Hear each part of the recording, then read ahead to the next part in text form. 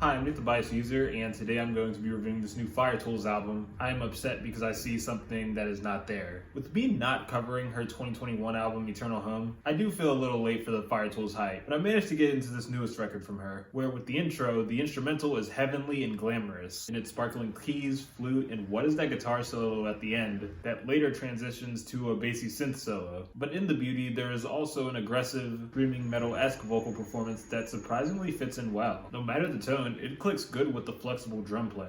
There's screaming in the follow-up mantra, but she gets a calm side that's beautiful. The potential there was definitely met. Soaked, another name for everything, goes through a lot in its 3 minutes, from the glitches in the middle to the spacey drums popping towards the end. I liked it, but the opening of an acoustic fading in and getting backed up by a fuzzy guitar and keys was still the best part. The track I Couldn't Have Been Born at the Wrong Time because I was never even born LOL was an amazing drum and bass passage with catchy shouting vocals and mystical synths. But the biggest selling point was the horn solo that greatly brings out Fire-Toolz' jazz influence.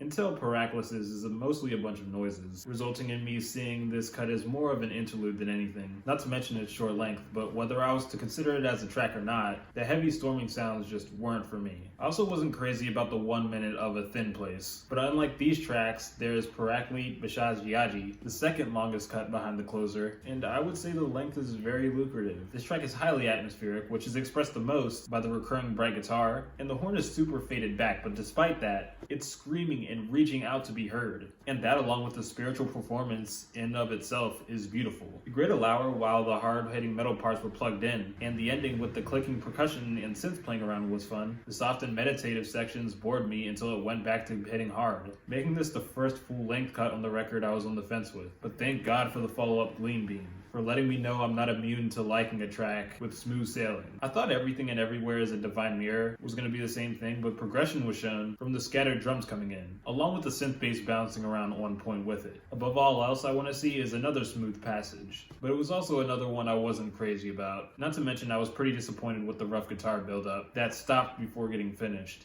Kind of progression all the way, but it wasn't terrible. And neither was the closer, Novaturient Wave. In fact, it's my favorite. Packs most of what I like about this record in 6 minutes. The beauty, the production, the solos. And it didn't forget to get smooth and peaceful in the end. What Fire-Toolz provided with I Am Upset is some of the most unique production combinations I have ever heard. A fantastic balance between material and digital instruments. And so much taste getting put with it. Even with this record being as spotty as it is, I hope too many people don't sleep on this, or Fire-Toolz in general. I'm gonna give this album a 7.8. Like, subscribe, comment how you feel, give a suggestion. Check out my other social medias, and I'll see you next time.